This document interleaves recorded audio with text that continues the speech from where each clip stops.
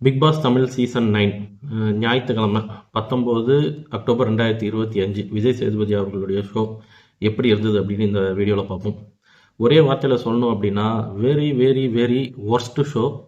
இனி வரக்கூடிய வாரங்களில் நம்ம உள்ளே இருக்கிற கண்டஸ்டன்ஸை நாமினேட் பண்ணி எலிமினேட் பண்ணுறோமோ இல்லையோ, விஜய் சேதுபதி அவர்களை கண்டிப்பாக எலிமினேட் பண்ணியே தேரணும். அவர் இந்த ஷோவை நல்லபடியாக கொண்டு போகிறாருன்னு நினைக்கிறாரு. ஆனால் அவர் பேர் தான் மக்கள் செல்வன். ஆனால் மக்களுடைய கருத்துக்களை கேட்காத ஒரே செல்வன் அவர் தான். 1.5 மணி நேரம் மக்களுடைய நேரத்தை வீணடிச்சிட்டார். எரிச்சலாக இருக்குது. வீட்டுக்குள்ளே இருக்கிறவங்க பண்ணுறதை விட அதை எதையுமே கேட்காம இவர் போகிறாரு தெரியுமா, அது இன்னும் கடுப்பாக இருக்குது. இவரை தயவு செஞ்சு கமல் சார்கிட்ட அனுப்பி கொஞ்சம் கிளாஸ் கொடுத்து அதுக்கப்புறம் திரும்ப கூட்டிகிட்டு வந்தீங்கன்னா நல்லாயிருக்கும். இல்லையா, தயவு செஞ்சு அவரை கூட்டிகிட்டு வாங்க, கமல் சாரையே கூட்டிகிட்டு வாங்க. அவர் அப்படி இப்படி பேசினாலும் ஷோவை கைக்குள்ளேயே வச்சிருப்பாரு.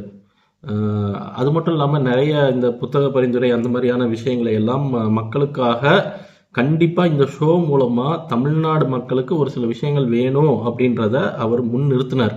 ஆனால் இந்த ரியாலிட்டி ஷோ அப்படின்ற பேரில் விஜய் சேதுபதி அவர்கள் ஒன்றையும் கொண்டு போகிறதில்ல, ஒன்றையும் சொல்கிறது கிடையாது. நம்ம நினைக்கிற விஷயங்களை கூட அவர் பண்ண மாட்டேங்கிறார். இப்படித்தான் இந்த ஷோ போயிட்டுருக்கு. இது இப்படியே போச்சு அப்படின்னா இந்த சீசன் டோட்டலி வேஸ்ட். ஒரு வாரம் வீட்டுக்குள்ளே கண்டஸ்டன்ஸ் பண்ணுற அந்த பிக் பாஸ் வீட்டுக்குள்ளே நடக்கிற விஷயங்களே நல்லா இருக்கிற மாதிரி இருக்குது. இவர் ஷோ இல்லாமல் போனால் கூட நல்லா இருக்கும் போல். சண்டையை போடுறாங்க, என்னெல்லாமோ பண்ணுறாங்க, அப்படி போயிட்டு இருக்குது. விஜய் சேதுபதி சார் அவர்களுடைய ஷோ எப்படி இருக்குது அப்படின்ற உங்களுடைய கருத்தை தயவு செஞ்சு கமெண்ட்டில் போடுங்க.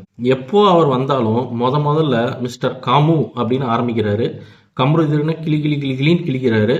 கிழிச்சு முடிச்ச உடனே ஒரு செக்மெண்ட், 2 செக்மெண்ட், 3 செக்மெண்ட்னு முடியுது. ஷோவை முடிச்சிடுறாரு. இல்லையா, இன்னைக்கு தீபாவளி ஸ்பெஷல்னு ஒரு ஸ்கிட்டு பண்ணாங்க பாருங்க. ஃபர்ஸ்ட் வினோத்துக்கும் திவாகருக்கும் இடையில நடந்த அந்த கான்வர்சேஷன் ரொம்ப சூப்பராக இருந்தது. அது ஃபன் அன்லிமிட்டெட் அப்படின்ற மாதிரி ஃபன் சூப்பராக இருந்தது. ஆனால் அதுக்கப்புறம் ஒரு 3 பேர் ஒரு ஸ்கிட்டு பண்ணாங்க பாருங்க. இந்த விக்ரம், பிரவீன், அதுக்கப்புறம் சபரி. கேவலமான ஸ்கிட்டு. இதை எப்படி அவர் நல்லா இருந்ததுன்னு சொன்னார்னு எனக்கு தெரியல. எனக்கு சத்தியமாக பிடிக்கலப்பா. உங்களுக்கு பிடிச்சிருந்ததுன்னா நீங்கள் கமெண்ட்டில் சொல்லுங்கள். ஏன்னா அதில் ரம்யாவை பற்றி ஒரு கமெண்ட் கொடுத்துருப்பாங்க. அதுவும் சபரி அந்த ஒரு விஷயத்த சொல்லியிருப்பாங்க. எச்சா புத்தி, கேவலமாக இருந்தது. இதெல்லாம் எப்படி தான் நல்லா இருக்குன்னு சொல்லி சிரிச்சுட்டு கிடந்தாங்கன்னு எனக்கு தெரியல. இவர் எப்போ பார்த்தாலும் கம்ருதீனியே உள்ளே எடுத்து கிழிக்கிறாரு இல்லையா. எனக்கு என்னவோ அந்த வீட்லேயே அந்த மனுஷன் தான் ஓரளவுக்கு உண்மையாக இருக்கிற மாதிரி தெரியுது. அந்த எமோஷனாக இருந்தாலும் சரி, இன்னைக்கெல்லாம் அவரை அளவிட்டுட்டாங்க. யாராவது ஒருத்தங்க பிக் பாஸ்குள்ள பர்சனல் விஷயங்களை கொண்டு பேசலாமா? இதுவே பெரிய தப்பு. ஆதிரைய கேள்வி கேட்டிருக்க வேண்டாமா? ஓகே, கமருதீன் பண்ணதும் தப்பு தான். ஏன்னா லைஃப் மேட்டர் அப்படின்னு சொல்லி வரும்போது அந்த இடத்துல எல்லாருமே அவங்களோட பர்சனல் விஷயங்களை தான் சொல்றாங்களா அப்படின்றது தெரியாது. பட் அந்த இடத்துல அவருக்கான ஆப்பர்ச்சுனிட்டி இருந்தது.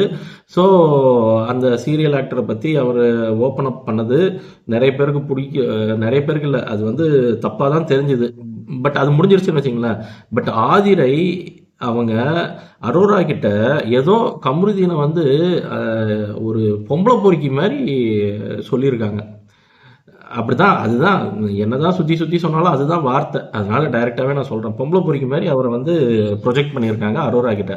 இந்த ஆதிரை அவங்களுக்கு அரோராவை பற்றி வெளியில் எப்படி இருக்காங்கன்னு தெரியுமா தெரியாதான்னு தெரியாது. கண்டிப்பாக அவங்களுக்கு தெரிஞ்சிருக்கும், தெரியாத ஆள் ஒன்றும் கிடையாது. அப்படியே கொஞ்சம் கமருதீன் கிட்ட போய் அட்வைஸ் பண்ணியிருக்கலாம்ல.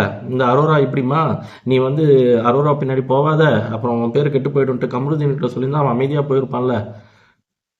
என்ன புத்தியோ இந்த ஆதிரைக்கு. பார்த்தாலே எரிச்சலாக இருக்கு. ஆதிரை மூஞ்ச பார்க்க முடியவில்லை. ஆதிரையோடைய குணம் அப்படியே அவன் மூஞ்சில தெரியுது. அகத்தின் அழகு முகத்தில் தெரியும்ன்ற மாதிரி ஆதிரையோட மூஞ்ச பார்த்தாலே அவ்வளோ இரிட்டேட்டிங்காக இருக்கு, அவ்வளோ எரிச்சலாக இருக்கு.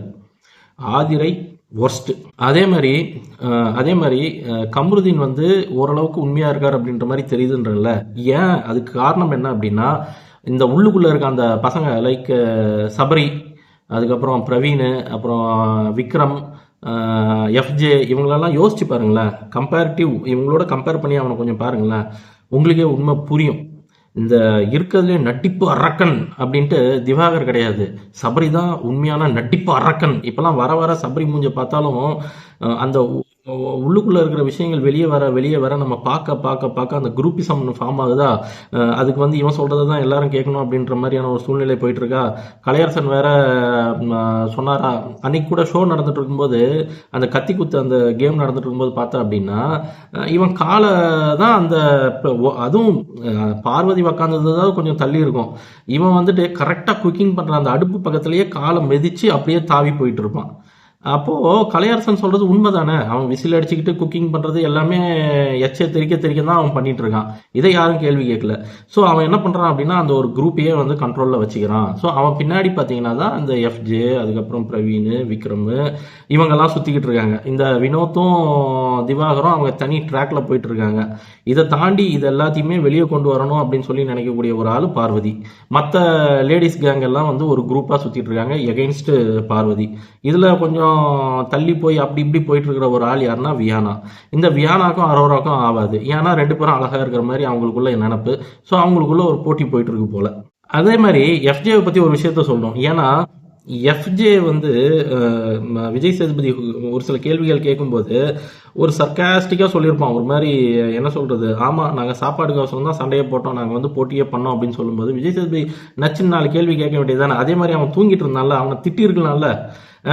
துஷாரை கேள்வி கேட்டிங்களே நீங்கள் வந்து கேப்டன்சி என்ன பண்ணிட்டு, அப்போ அங்கே இருக்கிற ஹவுஸ்மேட்ஸுக்கு, பிக் பாஸ் ஹவுஸ்மேட்ஸுக்குன்னு ஒரு சில ரெஸ்பான்சிபிலிட்டிஸ் இருக்குல்ல. ஒரு மைக்கை ஒழுங்காக போட்டு பேச தெரியல, தூங்கிட்டு இருக்கான், இதெல்லாம் கேள்வி கேட்க வேண்டியது தானே. ஏன் உங்களுக்கு எங்கே போச்சு புத்தின்னு கேட்க வேண்டியது தானே. எனக்கு என்னவோ எஃப்ஜேவை பார்க்கும்போது அவன் ஒரு ஹை கிளாஸ் கோட்டா மூலமாக உள்ளே வந்த ஒரு ஆள் மாதிரி தெரியுது. அதனால விஜய் சேதுபதி எக்காலத்துலேயும் எஃப்ஜே கிட்ட கேள்வி கேட்க மாட்டார் அப்படிதான் எனக்கு தோணுது. அதே மாதிரி எஃப்ஜே இன்னொரு விஷயமும் பண்ணியிருக்கான். என்ன அப்படின்னா இந்த நிக்சன் மாதிரி நம்மளுடைய பேர் வெளியில் கெட்ட வேண்டாம் அப்படின்றதுனால இந்த ஆதிரையை பற்றி கொஞ்சம் புரிஞ்சுக்கிட்டான் போல. இந்த ஆதிரை வந்து கமருதீனை பற்றி பேசினா இல்லையா, ஆதிரை என்ன பண்ணிட்டு இருக்கீங்க, என்ன பண்ணிட்டு இருக்கீங்க, அதுக்கு அது கொஞ்சமாவது அதுக்கு புத்தி இல்லை, எப்படி பேசணும்னு தெரிய வேண்டாம் அந்த ஆதிரைக்கு. எஃப்ஜே பின்னாடியே வலிஞ்சிட்டு போகுது. கேட்டால் எனக்கு அவனை பிடிச்சிருக்குன்னு வலிஞ்சிட்டு போகுது. இந்த கண்டென்ட்டை பார்த்தாலே எஃப்ஜேவையும் இந்த ஆதிரையும் பார்த்தாலே டிவி ஆஃப் பண்ணிட்டு போகிற நிறைய பேர் இருக்காங்க. நானும் அந்த மாதிரி டைப் தான். இந்த மூஞ்சை காட்டிட்டாலே அந்த பிக் பாஸ் பார்க்கவே பிடிக்கல. கட் பண்ணி ஓட்டி பார்க்க வேண்டியதாக இருக்குது. இப்படிப்பட்ட ஒரு ஷோவில் அவளுடைய கேரக்டர் தான் வெளியே வருது. அவ்வளோ ஸ்ட்ராங்காக எல்லாரையும் எதிர்த்து பேசிகிட்டு இருந்த கமருதீனையே அள வச்சுட்டா. எஃப்ஜே வந்து தப்பிச்சிட்டான். இல்லை இதுக்கப்புறம் வரக்கூடிய வாரங்களில் ஒருவேளை ஆதிரை திரும்ப கன்வின்ஸ் பண்ணி எஃப்ஜேவை வந்து அவள் வலைக்குள்ளே இழுத்துட்டானா எஃப்ஜே வாழ்க்கை முடிந்து விட்டது. அதே மாதிரி இந்த அரோரா கமருதீனை விட்டு ஓடிட்டா அப்படின்னா கமருதீன் தப்பித்து விட்டான். இப்போ கமருதீனுக்கு பிடித்திருக்கிற அடுத்த வியாதி யார் தெரியுமா? விஜய் பார்வதி. அட்லீஸ்ட் இந்த பார்வதியாவது கொஞ்சம் புத்திமதி சொல்லணும்னு வச்சிங்களேன். கேமுக்குள்ளே இருக்கும் அந்த பார்வதி வந்து கேமுக்குள்ளேயே தான் இருக்குது. அதோட ரியல் கேரக்டர் அதுவான்னு கேட்டால் தெரியாது. அது மாதிரியும் தெரியலை. ஆனால் பிக் பாஸ் கேமை புரிஞ்சு விளையாடுற ஒரே ஆள் அவங்க தான். இன்னைக்கு வந்து யார் எலிமினேட் ஆவாங்கன்னு கேட்கும்போது ஒரே ஒருத்தங்க தான் அப்சராக்கு நாமினேட் பண்ணாங்க. அது யாருன்னா விஜய் பார்வதி. அதே மாதிரி அப்சரா வெளியே போயிட்டாங்க. இதுவுமே எனக்கு தெரிஞ்சு விஜய் டிவியோட பிளானாக தான் இருக்கும். ஏன்னா அப்சராலாம் வந்துட்டு அவங்க கதையை சொல்கிறதுக்கு மட்டுமே உள்ளே உட்கார வச்சுருந்த மாதிரி தான் எல்லாருமே பேசிக்கிறாங்க. ஸோ கதையை சொல்லி முடிச்சுட்டாங்க. அவங்களுக்குன்னு ஒரு நேமை கிரியேட் பண்ணிக்கிட்டாங்க. உண்மையிலேயே ஒரு அவேர்னஸ், ஒரு மக்கள் வந்து தெரிஞ்சிக்க வேண்டிய ஒரு விஷயத்தை வந்து அப்சரா சொல்லியிருக்காங்க. அதுக்காகவே அவங்கள வந்து பாராட்டணும், அப்ரிஷியேட் பண்ணணும். பட் எனிவே இந்த நாள் ஒரு 15 நாள் உள்ளே இருந்திருக்காங்க, வெளியே போயாச்சு. ஸோ அப்சராவோட கதை முடிந்தது. அவங்க பெருசாக அவங்க வந்து உள்ளே என்ன பண்ணாங்கன்னே நமக்கு தெரியாது. அரோரா வந்து இன்னைக்கு துஷார் வாழ்க்கையை கெடுத்ததில் முக்கிய பங்கு அவங்களுக்கு தான். துஷார் வந்து இன்னைக்கு விஜய் சேதுபதி அந்த கிளிக்கிறாரு. அப்பவும் அவனுக்கு வந்து புத்தியே வரல. நீ வந்து எந்த நினப்பில் தாண்டா அங்கே இருக்க, கொஞ்சமாவது யோசிச்சு பாடுறா. பின்னாடியே பக்கத்தில் உட்காந்துருக்கா அவளால் தான் அவன் வாழ்க்கையே நாசமாயிட்டு இருக்குது. கொஞ்சமாவது யோசிக்கிறியா நீ? அப்பவும் பாரு விஜய் பார்வதியும் கமருதீனும் அரோராவும் சண்டை போட்டுட்டு இருப்பாங்க. கடைசியில் பேசிட்டு இருப்பாங்க. அந்த இடத்துல வந்து நின்றுட்டு இருப்பான். எதுக்கு? அவனுக்கு அவளை இழுத்துட்டு போய் பேசிக்கிட்டு கிடக்கணும். அவன் மண்டையை ஏற்கனவே கழுவி வச்சிருக்கா. அரோரா வந்து துஷாரோட மண்டையை ஏற்கனவே எந்த விதத்துலலாமோ கழுவி வச்சிருக்கா. அதுக்கு அவன் போகணும், அவ்வளோதான். அதே மாதிரி துஷாருக்கும் பார்வதியை விட்டால் வேறு யாருமே கிடையாது. பார்வதி கூட மட்டும்தான் சண்டையை போடுவான்.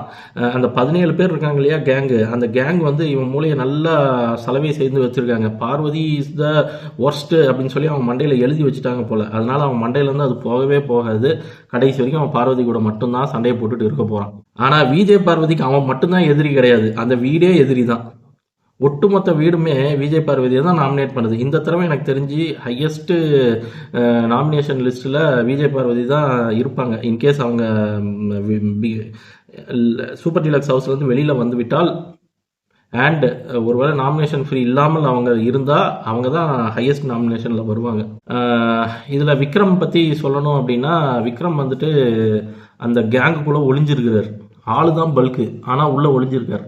அந்த எலி ஒளிஞ்சிருக்கும் தெரியுமா, அது அவர் தான். அந்த எலி அவர் தான். இப்போ தான் கொஞ்சம் கொஞ்சமாக வெளியே வர ஆரம்பிக்கிறாரு. ஆனால் அவருடைய வெளியே வரக்கூடிய விஷயங்களும் யார் மூலமாக வருது? விஜய் பார்வதி மூலமாக தான் வருது. ஏன்னா அந்த வீட்டில் சண்டை போடணும்னா ஒவ்வொருத்தவங்களுடைய கேரக்டர் வெளியே வரணும் அப்படின்னா பார்வதி கூட முட்டி மோதினா மட்டும்தான் ஒவ்வொருத்தவங்களோட விஷயங்களும் வெளியே வரும். இல்லைன்னா விக்ரம் சொன்னது கரெக்டான ஸ்டேட்மெண்ட் தான். லைக் இவனும் விக்ரமும் சபரியும் வந்து நல்ல க்ளோஸாக தான் இருக்காங்க. அதனால என்னைக்காவது ஒரு நாள் சபரி தான் வந்து விக்ரமை குத்த போகிறார். இதே மாதிரி நீங்கள் ஃப்ரெண்டாக ரொம்ப நாள் வண்டியை ஓட்ட முடியாதுப்பா, நல்லா தெரிஞ்சுக்கிங்க. இதில் முக்கியமான ஒரு டாபிக் இன்னைக்கு டிஸ்கஸ் பண்ணது லைக் எப்படி சொல்லலாம் அப்படின்னா, அந்த உப்பு போட்ட விஷயத்தை வந்து பேசிகிட்டு இருந்தாங்க இல்லையா, அந்த உப்பு போட்ட விஷயத்தை பற்றி கனி வந்து அப்படியே ஸ்ட்ராட்டஜி அப்படின்னு சொல்லி எடுத்து சொல்கிறாங்களே. இன்றைக்கி ஸ்ட்ராட்டஜின்னு அன்றைக்கி ஒரு நாள் பேசுங்க. இதுக்கு முன்னே சிக்கன் கறியில் உப்பு போட்டிங்களே, அது என்னம்மா ஸ்ட்ராட்டஜி? கரெக்டாக விஜய் சேதுபதி ஒரு விஷயம் சொன்னார், எக்கேடோ கெட்டு போய் செத்து தொலைங்கன்னு சொல்லி நீங்கள் போட்டது தான் உண்மை. அதனால் நீங்கள் பண்ண விஷயத்த வந்து பெரிய ஒரு ஏதோ சாதிச்சிட்ட மாதிரி நீங்கள் கனி அவர்களே நினைக்காதீங்க. நீங்கள் செஞ்சது வந்து உங்களுக்குள்ளே இருந்த ஒரு எச்ச புத்தியை வெளியே கொண்டு வந்திருக்கீங்க. கேவலமான ஒரு எண்ணத்தை வெளியே கொண்டு வந்திருக்கீங்க. இன்றைக்கி வந்து விஜய் சேதுபதி வந்து நீங்கள் சொன்னதை வந்து ஸ்ட்ராட்டஜின்னு நம்பி அவர் போயிட்டாருன்னு நீங்கள் நினைக்கலாம். ஆனால் உங்களை வந்து அவர் கேள்வி கேட்கல, இதுக்கு மேலே நீங்கள் பண்ண மாட்டீங்க அப்படின்ற ஒரு எண்ணத்தினால. அன்றைக்கி சிக்கன் கறியில் உப்பு போட்டதுக்கு நீங்கள் என்ன சொல்ல போகிறீங்க? பதில் சொல்ல வேண்டியது தானே. ஆமாம் சார், இது ஒரு டைம் இல்லை 2 டைம். இந்த கண்டஸ்டன்ஸுக்கு எதுவும் மண்டையில் இவங்க வீட்டுக்குள்ளே ஞாபகம் இருக்கோ இல்லையோ தெரியும். ஆக மொத்தத்தில் இன்னைக்கு ஷோவில் ஒன்றுமே நடக்கலை. ஃபஸ்ட்டு வந்து வினோத்தும் திவாகரும் காமெடி பண்ணாங்க, அது நல்லா இருந்தது. அடுத்தது ஸ்கிட்டுன்னு ஒன்று பண்ணாங்க எலியை வச்சு, கேவலமாக இருந்தது, வாமிட் வர மாதிரி இருந்தது, எனக்கு பிடிக்கவே இல்லை. நிறைய பேருக்கு பிடிச்சிருக்கும், நிறைய பேருக்கு பிடிச்சிருக்காது. ஆனால் எனக்கு பிடிக்கல, நான் பிடிக்காத கேட்டகரி. அதனால் நீங்கள் என்னையும் காரி துப்பிக்கலாம், தப்பு கிடையாது. அடுத்தது வந்து முதுகில் உங்கள் முதுகில் குத்துறது யார் அப்படின்னு சொல்லி கேட்கும்போது எல்லாருமே வந்து யாரை பண்ணீங்க? டார்கெட்டு பார்வதியை தான் பண்ணீங்க. அது தெரிஞ்ச விஷயந்தான், இதுதான் நடக்கும்ட்டு. அந்த குரூப் அதில் அந்த கேமி பேசும்போது மட்டும் ஏன் கோவம் வருதுன்னு தெரியல. அந்த மூஞ்சை பார்த்தா பிடிக்க மாட்டேங்குது. கரெக்டாக அந்த கெமி மூஞ்சை பார்த்தாலே பிடிக்க மாட்டேங்குது, அது ஏன்னு தெரியல. அதே மாதிரி அந்த குரூப்புகளில் இருக்கிற எந்த மூஞ்சை பார்த்தாலுமே பிடிக்க மாட்டேங்குது. தனியாக இண்டிவிஜுவலாக விளையாடுங்கப்பா, அப்போ தான் உங்களை பற்றி கொஞ்சமாவது நல்ல அபிப்பிராயங்கள் எங்களுக்கு தோண ஆரம்பிக்கும். அடுத்தது 3வதாக துஷாரை வச்சு துவைச்சி எடுத்தார். பெரிய துவைப்பு ஒன்றும் இல்லை, இன்னும் நிறைய கேள்வி கேட்டுருக்கலாம். பட் அவன் மனசில் யாராவது போய் சொல்லணும், உன் வாழ்க்கை வந்து அரோராவால் தான் அம்பு விடப்பட்டு உன் மனம் நொந்து கிடக்குது அப்படின்றத சொன்னீங்கன்னா புரிஞ்சிடும் அவனுக்கு. பட் அதை புரிஞ்சுக்கிற நிலைமையில் அவன் கிடையாது. இவன் இப்படியே விளையாடினா அப்படின்னா தலை போட்டிக்கு மட்டும் கிடையாது, அந்த வீட்டிலே இருக்கிறதுக்கு தகுதி இல்லாமல் போயிடுவான். அதுக்கப்புறம் அப்சராவை வந்து வெளியே அனுப்புனாங்க. ஸோ அப்சராவுடைய குறும்படம் அண்ட் இதெல்லாம் முடிஞ்சதுக்கப்புறம் தீபாவளிக்கு வந்து வாழ்த்துக்கள் சொல்லிட்டு நம்ம விஜய் சேதுபதி அவர்கள் கிளம்பினார். இந்த 1 மணி நேரம் ஒர்ஸ்ட்டுங்க. அதுக்கப்புறமாட்டு ஒரு போட்டி நடந்தது பார்த்தீங்களா, ஒரு சண்டை. இந்த கம்ருதீன், அதுக்கப்புறம் ஆதிரை, அரோரா, பார்வதி, அதுக்கப்புறம் துஷார், இந்த மாதிரி இந்த கேங்லாம் உட்காந்து பேசும்போது ஒரு ஒரு சண்டை நடந்தது பார்த்தீங்களா, அதுதான் இந்த ஷோவை ஃபுல்லாக இழுத்து நிற்கிது. கம்ருதீனை அள வச்சுட்டாங்க. எப்படி தைரியமாக இருந்த திடமாக இருந்த ஒரு மனுஷனையும் அள வச்சுட்டாங்க. ஒரு பர்சனல் விஷயத்த வெளியே கொண்டு வந்தது தப்பு.